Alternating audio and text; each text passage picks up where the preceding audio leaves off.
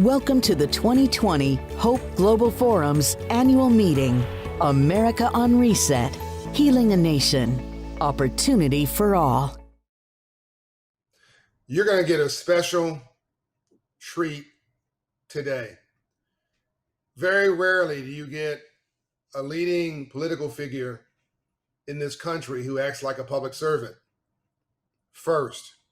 And very rarely do you get a chance to have an off-the-record conversation with that person as if they're in their own living room or yours. Very often do you get to see not only the head, but the heart and the soul of a leader. You're going to get all that today. I am honored to introduce you to, at the 2020 annual meeting of Hope Global Forum, a meeting talking about America on Reset, Healing a Nation, an Opportunity for All. I'm happy and honored to introduce Governor Gina Raimondo, the governor of Rhode Island, the first female governor of Rhode Island in the history of the state. A Rhodes Scholar, a top of her class Harvard graduate, somebody who comes from humble beginnings. Her father struggled hard as an immigrant in this country, and after working at one employer for, I think, 26 years, laid off. So she's seen somebody lose their purpose. She's seen somebody in her own household that she respected and admired lose their identity and their focus, their sense of, yes, I am, and what I can do.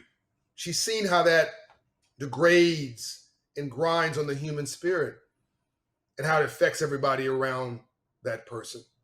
This is the normal, everyday struggle for underserved America. She grew up in a household of butchers, a family in the beef business, in the meat business, in the butcher business in Rhode Island. And one could argue that a young girl, a woman, would have a place.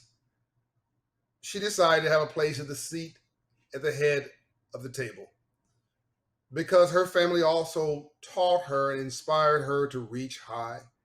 And reach high is exactly what she did. Top of her class in school, top of her class in Harvard, as I've already mentioned, Rhodes Scholar.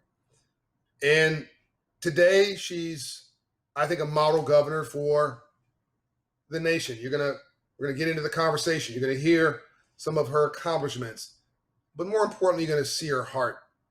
I think you'll literally feel the depth of her care and her soul. And she governs for all people, be they Democrat, be they Republican, be they Black, be they white, be they rich, be they poor. And I think she's got a model. We're partnering with her on some work there at Operation Hope, and we're going to deepen our relationship. She understands the new Marshall Plan I wrote because in many ways her family lived the Marshall Plan, and she governs a state that had once had the highest unemployment in the nation. And before COVID hit, she had returned it to its prominence of one of the lowest unemployment rates in the country and one of only 4 states with free community college education, which, let's just say, an investment in all of her people. Ladies and gentlemen, my friend, Governor Gina Raimondo. Thank you, John. That was a especially kind and generous introduction. Although that's how I try to live, and an ideal that I try to live up to. What you say is so true. I don't think of myself as a politician. I do think of myself as a public servant, elected to serve all the people, whether they voted for me or not. And that's been truer during COVID than ever. So thanks for having me. As I was chatting with you before the program, thank you for all you're doing. I love it. I love that you are taking the occasion of the crisis going on in America to move forward on concrete, bold changes. And I think it's terrific. So keep going. And the more we can partner together, the more successful and effective we're both going to be. Well, thank you, my friend. I learned early, never let a crisis go to waste. Yeah. And so God really does have a sense of humor. We've got a global health pandemic the worst in over 100 years. We have a national economic crisis and a 400-year-old social justice reckoning with regard to Black America, all happening within the course of 4 months. And on top of that, you've got environmental challenges, sustainability challenges, and a world that was trying to move from analog to digital, from physical to technology-based. And it's taken us 15 years or 10 years to go from 0 to 15% e-commerce penetration in this country. And now we've gone from 15 to 25% e-commerce penetration in 8 months. It is compressed. Our worlds are compressed. Our lives are compressed. And challenges like this don't, in my opinion, don't build your character, it reveals it. And your character has really been revealed in this crisis as well. It's made me even more interested in aligning with you and hanging around you and watching you and listening to you. And I marvel at how my Republican and my Democratic friends, and let me say it the other way around, my Democratic and my Republican friends, who I think I'm picking sides here, both admire you equally. I think this comes from your background.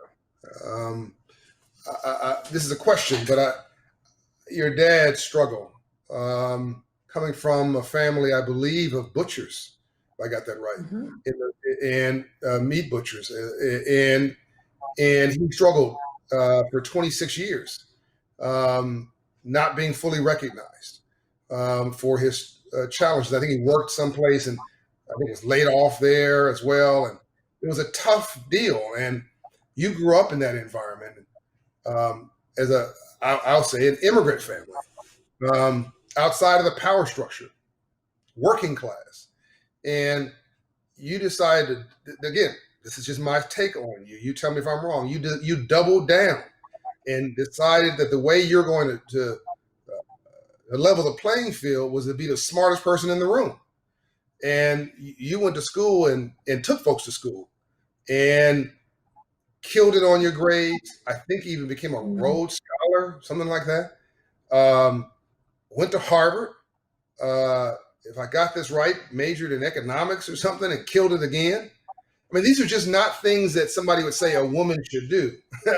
No different than somebody would say that a person of color, a Black male, I'm in first class or business class when we used to have to be in planes. Are you an entertainment attorney? Are you, Mr. Bryan, are you in the sports field? Because that's where people were used to seeing Black folks with a suit on or Black folks aspiring, as if that's the only thing we can do. That person didn't mean any harm. That's just they're living their perceived norms, and there are perceived norms about women in the 20th century, and even in the 21st century, as we are now finding. We were reminded that you're not supposed to be doing all that stuff, and then you went on and not just achieved in business and in civil society, but became governor of Rhode Island at a time where Rhode Island's unemployment was one of the worst in the country, if not the worst in the country. The worst. Where half of your residents have a high school education, if I got that right, about that. And now it's one of the, before COVID-19, you had repaired that so there was one of the highest performing states on that index in the country. And I just wonder whether your move to make, I think you're the fourth state to make community college education free. I'll call it an investment. That's what I call it in my new Marshall Plan. I see it as an investment, not a cost. Free to all citizens. And I can't help, now I could be all washed up here, but I can't help but connect your personal journey with your move to liberate your people with education for all. Can you talk to me about that? What did I get right? What did I get wrong? Yeah, no, look, I think it's very well said. My family were immigrants from Italy on both sides. Came here not speaking the language, with no money at all. And through hard work, family, love, luck, managed to make a life for themselves. My aunt dropped out of one of the smartest people I'll ever know was my aunt, my father's sister. Yeah. So smart, so talented in so many ways. Yeah. Good in school, dropped out of high school to get a job at a bakery to support the family, and never went back. And always say, and never had a job, or she struggled her whole life financially, and did that so her brothers could have a chance. Yeah. So she contribute her pay to her family. And she would say to my brother, my sister, and me, don't think you are where you are on your own. You're there because of our sacrifice. Wow. And you better work as hard as you can in order to make something of yourselves. Now, my dad was the first guy in our family to go to college. He went on the GI Bill. He served in the Second World War. You got it. You asked me why I have religion about this, because it's my life. Yeah. He never could have gone to college. His parents didn't go. His brothers and sisters didn't go. I just told you the story about his sister. He served in the Second World War in the Navy, and then he got to go to college. And that one college degree changed my life, my brother, my sister, my kids, my mother's life forever. Like you talk about, developing wealth, generations of wealth. Started because, and you know, who paid for his college? The United States government. It was an investment and has generated generations of wealth and opportunity. And still doing it. And it's absolutely still doing it. So now, like you said, it wasn't always easy. He got a job at the Boulevard Watch Factory once upon a time in Rhode Island in the 80s, 60s, 70s, 80s. We were the jewelry manufacturing capital of the world, really. Rhode Island. Rhode Island was. But, Boulevard Watch had 2,000 people here. Tiffany had a big factory here. Speidel had a huge factory here. It seemed to me as a kid growing up, everybody's dad worked in some jewelry business. Anyway, my dad worked at the Boulevard Watch Company. It was I will say I was blessed. We were never rich, but we were never poor. As my dad said, there was always food on the table and a roof over our head, and he was right. And he got into his carpool in the morning and went off to the factory. And as a kid, it seemed like there was a job at that factory for everybody. His buddies were the custodian, the security guard, etc. After working there for 26 years, he was 56 years old, and they closed up shop, moved the jobs to China, and he was out of luck.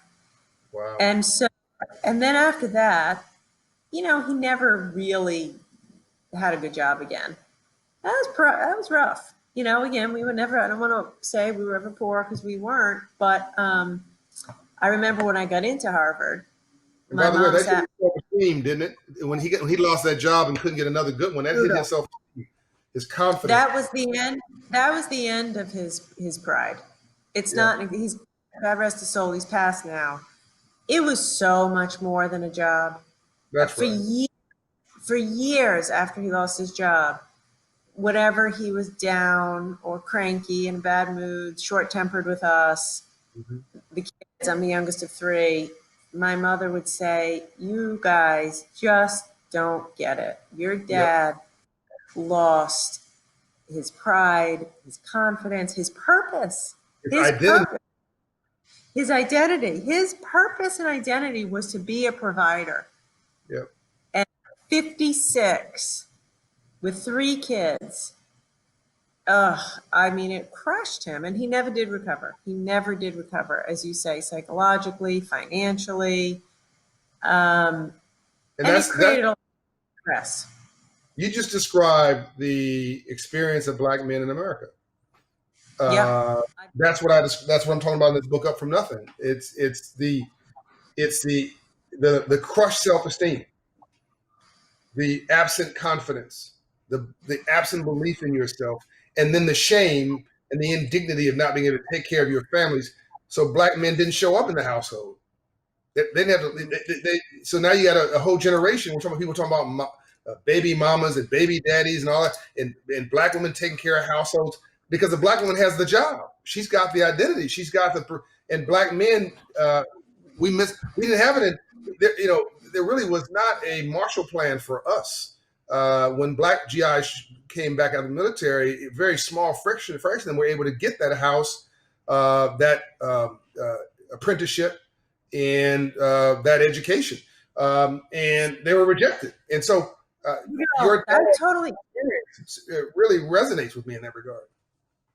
I'm so glad you said that, because there's so many people like me, white people, who have came from. You're white? You're pretty cool. Who came from not perfect backgrounds, immigrant backgrounds, not rich, blue collar, but yet we had so many more privileges than Black people in the same situation. So take my little family. My grandpa, as you said, you were right. All my father, all his brothers, my grandfather, they were all butchers. They were meat cutters. Okay.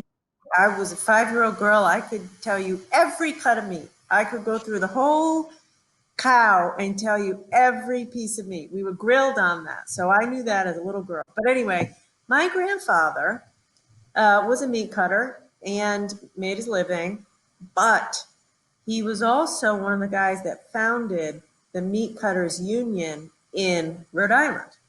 Didn't get to join unions. My grandpa and his friends, and this was a long time ago, could get in the union, raise their wages, get better working conditions. Back then it was wages, but it was safety because it was a dangerous job.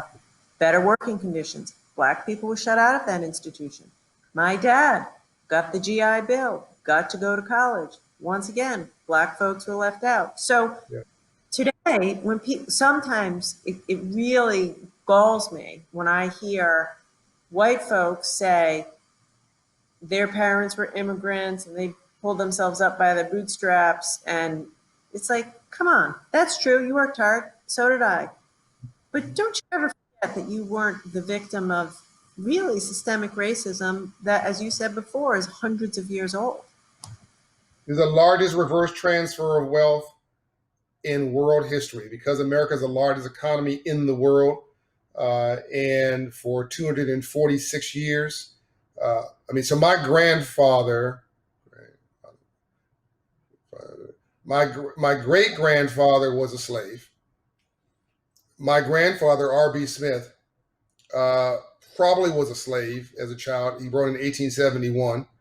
But he somehow found an independent streak and some opportunity and was able by 1940 to own a farm. My dad became a business owner because his father was. I became a business owner because my father was. But that story started in 1940. He was born in 1871. Before that, it was just slavery. So from 1619 to 1870, you didn't get the benefit of your labor if you were in my family. You worked hard, and the guy with the big house, his house got bigger. Reverse transfer of labor. And you couldn't build capital because you were capital. They traded you, financed you, insured you. And so the richest city in the world, Governor, in 1850 was Natchez, Mississippi. We know the business that they were in. And American GDP was 2/3 cotton in 1850. The word millionaire came out of New York City in 1850. So it is not an emotional conversation. It is math. That if you look at today, the average African American makes 60 cents on the dollar of their white counterparts. The net worth is 8 cents of their white counterparts. This is literally somebody starting the monopoly game a few hundred years further along with different rules. And no one's asking today for handouts or sympathy statement. We're saying racism is an expensive levy.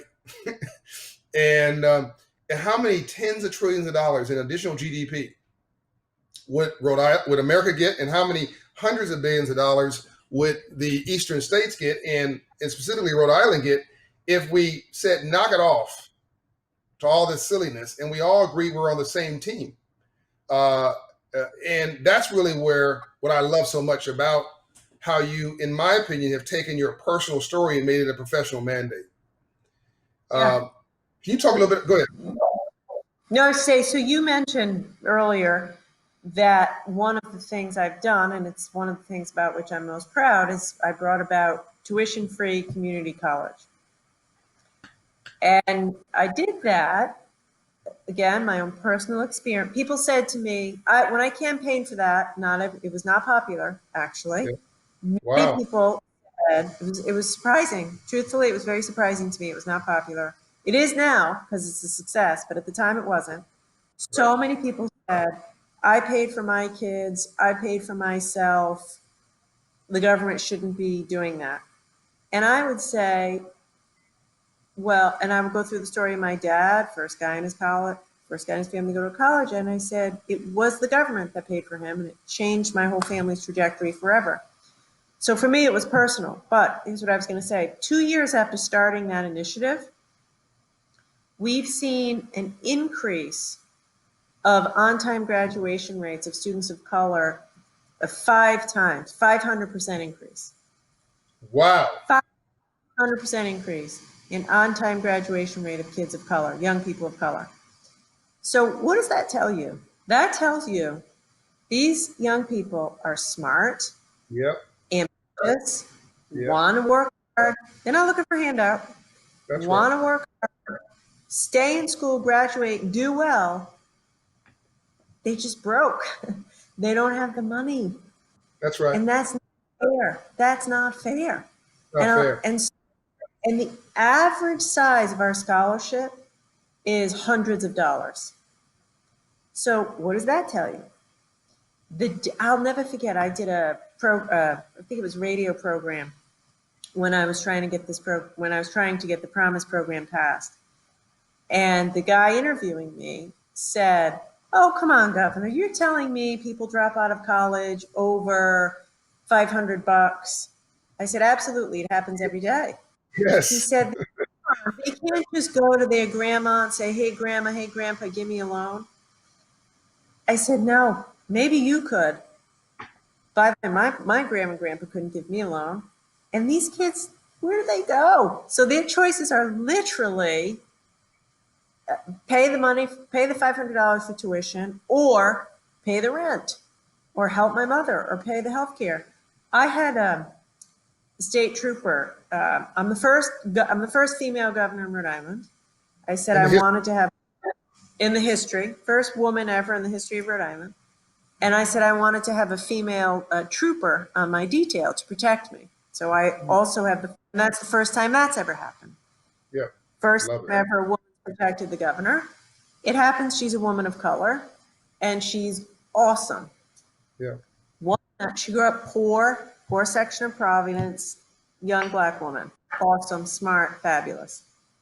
One night I was telling the story, and she was driving me, of how many people drop out of college over $400, $500. They drop out, they never go back, a lifetime of poverty. We're driving home that day, and she said, Governor, you know that story you tell? That was me. I said, what are you talking about? Wow. She said, I was a sophomore in college. My grandmother died, and we had a choice. My father came to me, and we had a choice. We could either pay for Grandma's funeral or pay for the next semester's classes. So we decided as a family, we'll pay for Grandma's funeral. But, one thing leads, once you drop out, that's right. One thing, another, she got married. Now, it worked out great for her. She's a state trooper. She's fantastic. But she never got the degree. And I think she will get it one day. So, my point, I'll be damned if $500 is going to stand in the way of somebody getting a degree and achieving their dreams. It's not right. It's not fair. And it's an investment, not charity. No doubt about it. And I believe that education banishes ignorance, banishes racism, banishes fear, breeds confidence. You cannot have a world-class country and a world-class state that have a primarily high school educated people. It's just it doesn't it's not a value statement. It's common sense. You need as much education as you can shove down your throat. That is the American aspiration. That is our royalty. Is that educated class, that business class, that ownership class, and you have to start by owning yourself as this trooper, saying, I want to own my own independence. And so this is what you're doing here is a gateway for so many. And I have to remind my Caucasian friends that their first winners of affirmative action were them. They had 300 years of white affirmative action. You can figure that one out later. And it was massive. I mean, it created the largest economy in the world. I mean, free labor and free capital for 300 years. I hope you enjoyed it. Okay, now it's time to level the playing field. And this is an investment, it's not a tax, and it's not a giveaway program. This makes everybody better. Crime goes down, hope goes up, GDP goes up, job gets created, everybody wins. I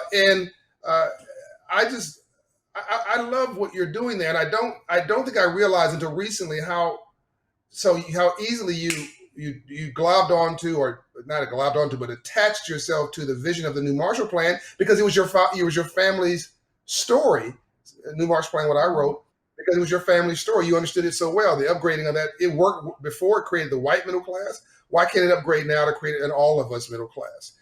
What you're doing with education, what you're doing in your, I want to talk a little bit about your COVID-19 response work and a couple of the things you're doing there in the state that you're so proud of. And we're going to announce at this Hope Global Forum something else that we're going to work on a little bit later, which is going to hopefully supercharge Black business creation in your state. But talk to me right now about how you, through what lens did you see COVID-19, and what caused you to pivot so adeptly and specifically around your response, which included jobs and business?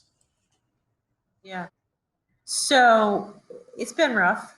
Governors have been on the front line of this. The president has not exactly been a great leader, to say the least. And he did the opposite of what a leader should do, which is he was hands off, not my problem, you guys deal with it. So that was crystal clear to me, really, after the first governor's conference call with the president, that we better figure it out, because no one else was coming. You know, that's what they say in the military, no one else is coming. That's how I felt. You know, like it's us or nothing. So we got on it very aggressively. I'll never forget the day I shut down schools. That was tough. That's your holy cow moment. Like, wow, I never thought, here I was reelected in this landslide to a second term. I'm like, this is going to be good, second term. I know what I'm doing. Right. Get hit with COVID. But so listen, I feel grateful, really, to the people of Rhode Island who've been unbelievably, incredibly generous, and also following the rules, opening their hearts and wallets and minds to come together so we could beat this thing. And we are. We're testing more than nearly any state in America. Most of the kids are back in school safely. Have mandatory mask wearing. People are following the rules. Good. It's very difficult for many people still. So in no way am I sugarcoating that. It's really tough. Sure. But as I look at other states, I feel pretty good about where we are, all things considering. I will tell you, you asked me about the pivot to the economy. I am much, much more worried about the long-term, short-term and long-term negative impacts of the economic crisis than I am about the COVID crisis. I mean, it is a tragedy. We've lost over 1,000 Rhode Islanders and continue to lose people every day. So again, I don't want to minimize it. Sure. Yeah, I understand.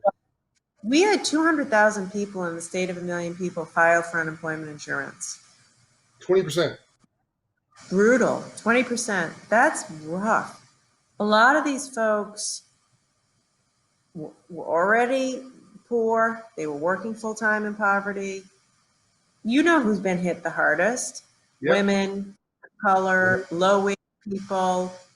Vast majority of people out of work are people who just have a high school degree, Poor whites. who are in industries hitting hard. So, yeah, I stay awake at night stressed about how do we be there for these people and rebuild an economy in a way that doesn't leave them out. So that's why, for me, my response to the crisis has been from day one as much economic as it has been, public health. And your vision, Rainbows After Storms. You got a 5-year recovery horizon for 2020, 2025. How do you position yourself, as I believe you're beginning to do in the partnership that we have together around training, coaching, job placement? But that to me is my guess is one of many things that's on your mind.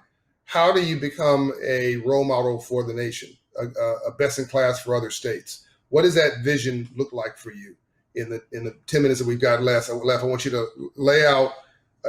People need hope now. They need a business plan for themselves.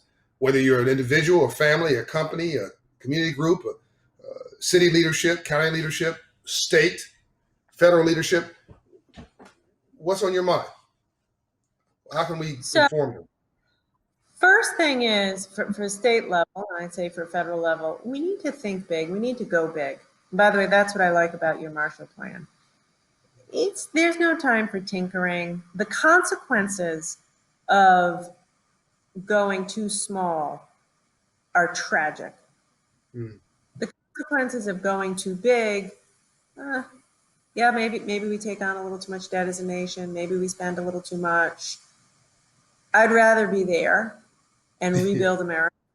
Yeah. I'd rather be there and rebuild America than the alternative, which is skimping out. So what am I talking about? To build our way out of this, I believe massive investments in infrastructure. Most of our school buildings in Rhode Island and in many places in New England are truly falling apart. Completely, totally unfair, inhumane to send children, particularly poor Black and brown communities. These schools are terrible. Rebuild them. Modern schools with labs, with Wi-Fi. Give these kids a chance. Public health, come on, it's finally time for universal, finish the promise of the Affordable Care Act, reach the last people who don't have insurance. Everybody ought to have access to health care. Don't go small, go big.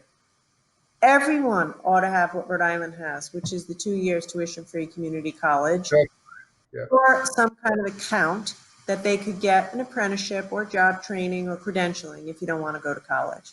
Right. Housing. Big investments in housing. I'm proposing to our legislature right now the biggest investment in housing really that I know of. It's time for serious solutions to our affordable housing crisis. It's no one thing. It's go big or go home, and it's time. Yep. So that's the first thing, go big. The second thing is, I hope we learn the lesson from the last recovery that we can't leave certain people out. So the face of the Great Recession, 08, 09, were of working class white men. Yep. If you think about it, and by the way, they got crushed, and that's that's tough. And I suspect that. But as a result, we didn't do very much in the rebuilding after the last recession for women and people of color. Mm-hmm. That at the peak of our recovery in 2019, women were making 60 cents on the dollar relative to men. You pointed out, people of color were not doing better. women came out heavily indebted, 2/3 of minimum wage earners are women. Like, come on. Wow. This crisis now, when we're building back, and as VP Biden says, building back better, let's an equity lens to the way we rebuild. Let's not rebuild and leave Black people out of housing and education. Let's not rebuild and leave women out of a chance to get high-paying jobs and affordable childcare and public pre-K.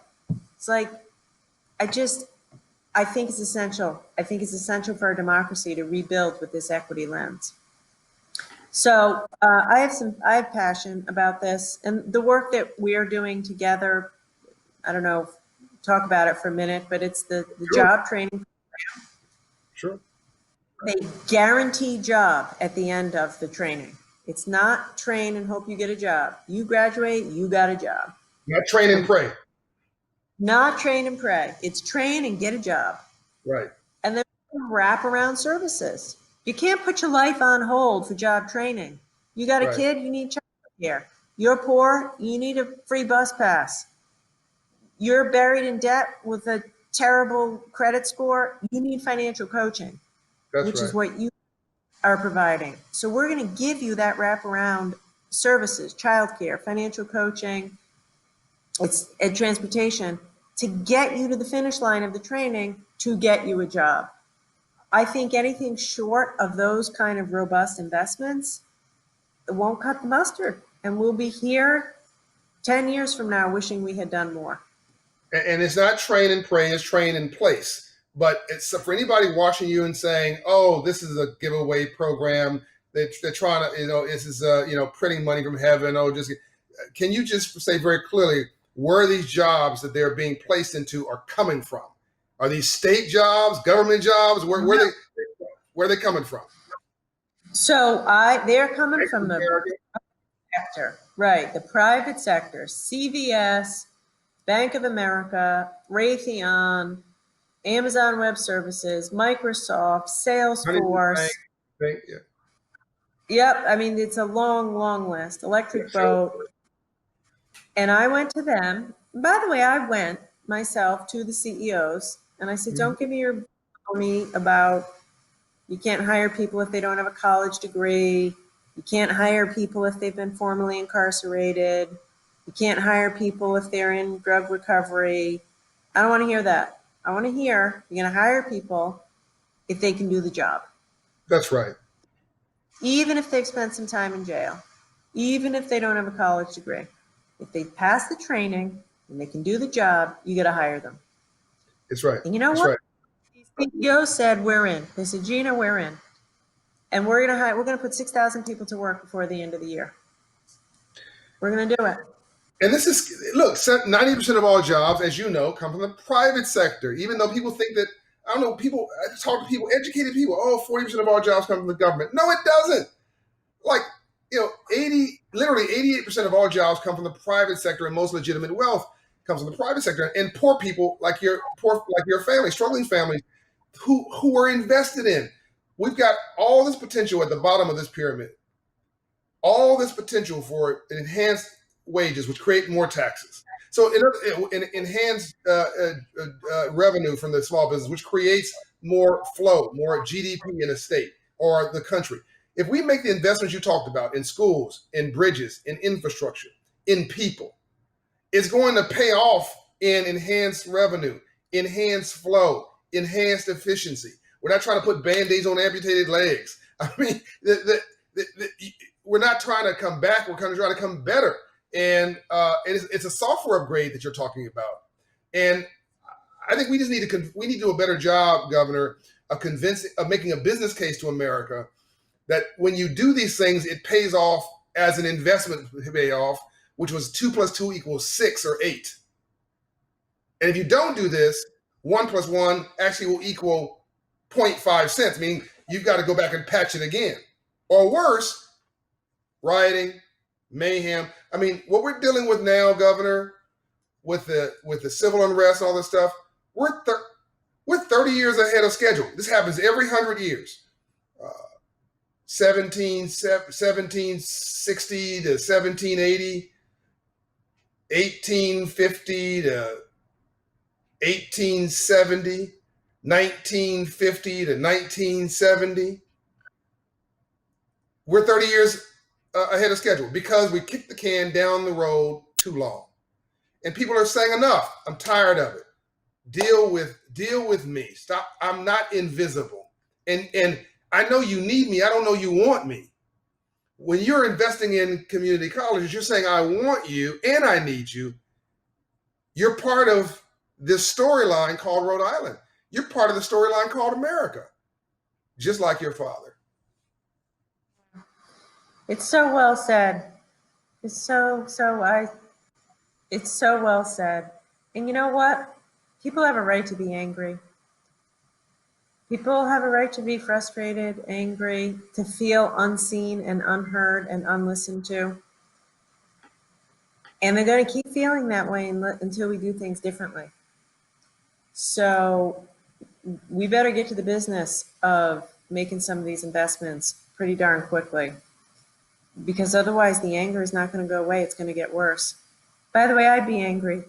If I had to work, bust my butt for 60, 70 hours a week, and I'm poor, and I get evicted, and I can't afford health care, I'd be pretty angry too. So, yeah. And, anyway, I'm fired up with a renewed sense of commitment. And I feel grateful to be in public service right now because we need to move. Let me ask you a final question, Governor. Thank you so much for this time. We know how valuable your time is. I don't take advantage of our friendship. I try to make sure that every time I talk to you, text you, email you, tweet you, that it's something substantive, because everything you do in this area of your life has to count. So his question should count. If the governor was talking to the 10-year-old Gina now, and and she says, why should I believe in the future? Why should I care? Why should I get why should I go to school? Why should I play by the rules? I don't feel hopeful about my life. What does the governor of Rhode Island today say, not only to the 10-year-old Gina, who's looking for a vision and a path forward, but what do you say to the nation? What is the message? What do you want to leave as a hopeful message for us all, and a point of reset? I'm very hopeful, and I am very hopeful because young people are getting involved. So I would say to that little girl, I have a 13-year-old boy and a 16-year-old girl, I'd say the world needs you. Get yourself a good education, keep your heart big, and get out there because the world needs you. These problems, they are real. Climate change is real. Poverty is real. Racism is real. But we can do it. We absolutely can do it. There have been dark times in America's history in the past. Crying out loud, we had slavery not that long ago, as you pointed out. Yeah. Great leaders stepped up to that moment.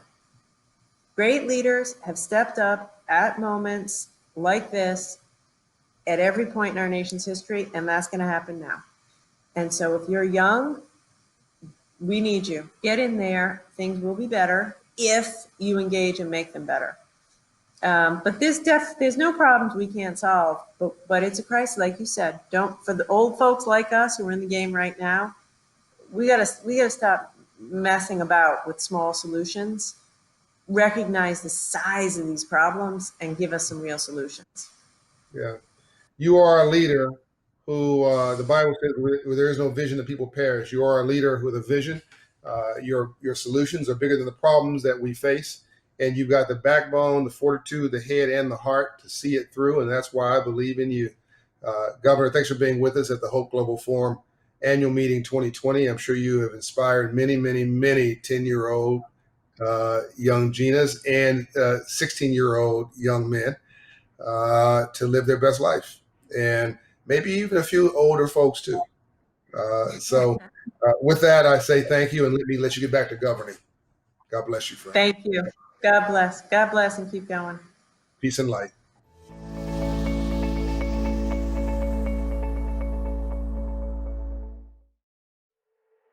Thank you for attending.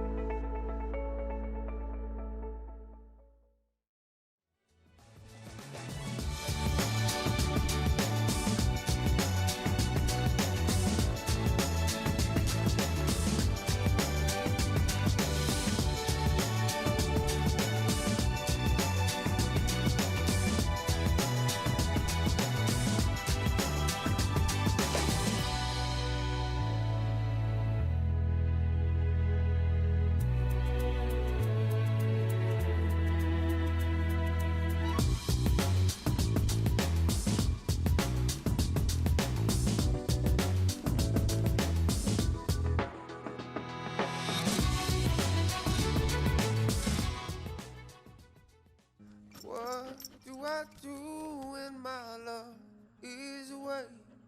Does it worry you to be alone? How do I feel at the end of the day? Are you sad cause you're on your own? I can't find a little help from my friends. Oh, I'm gonna try a little help from my friends.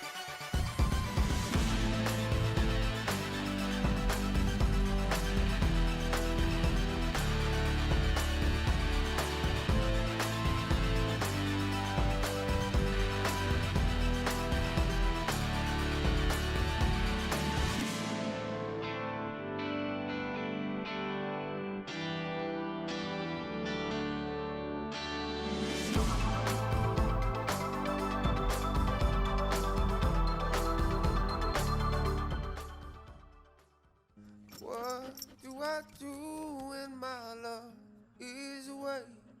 Does it worry you to be alone? How do I feel at the end of the day? Are you sad cause you're on your own? I can't find a little help from my friends. Oh, I'm gonna try a little help from my friends.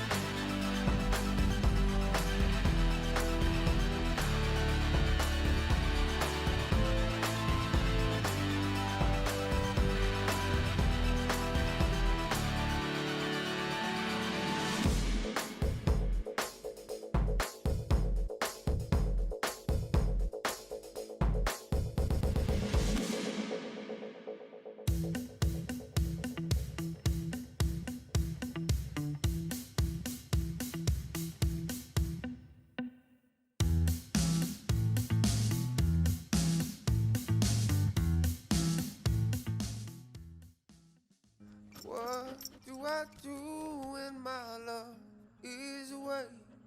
Does it worry you to be alone? How do I feel at the end of the day? Are you sad cause you're on your own? I get by with little help from my friends. Oh, I'm gonna try with little help from my friends.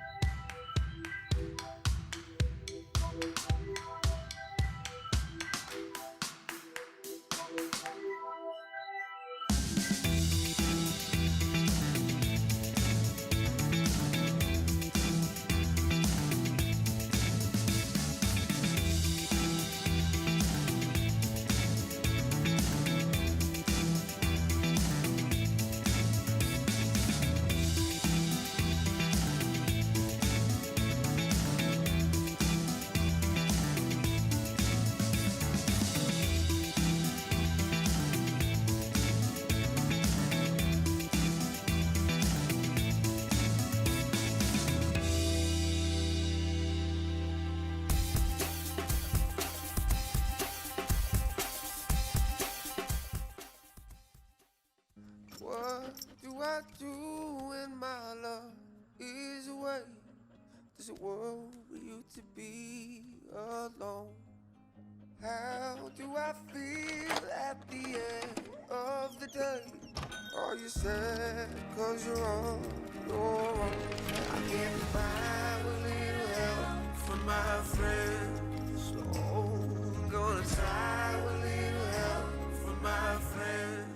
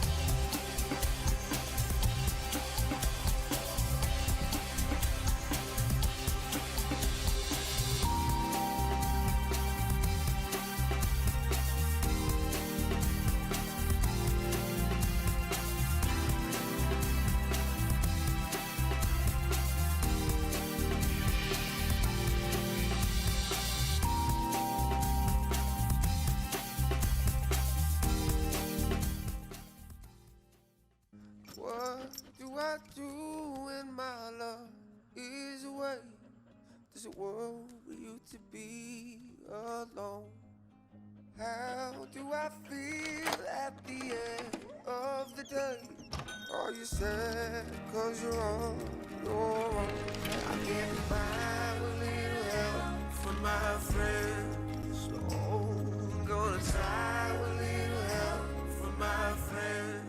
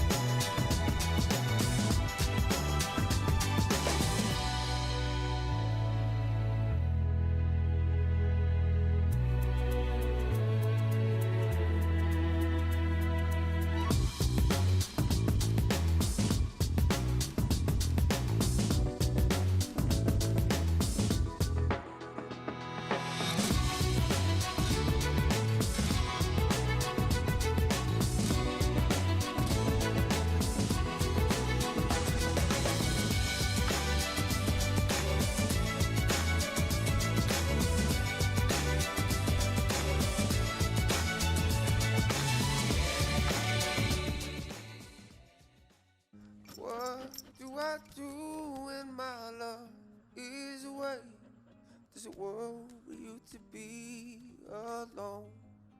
How do I feel at the end of the day? Are you sad cause you're on your own? I get by with little help from my friends. Oh, I'm gonna try with little help from my friends.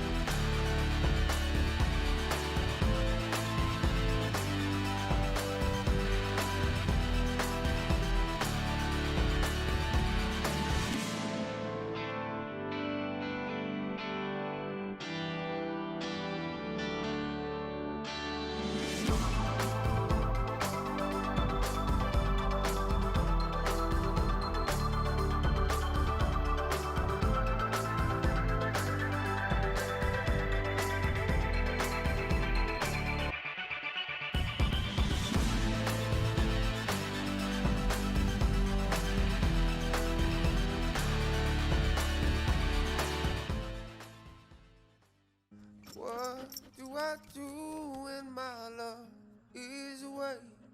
There's a world where you to be alone. How do I feel at the end of the day? Are you sad cause you're on your own? I get by with little help from my friends.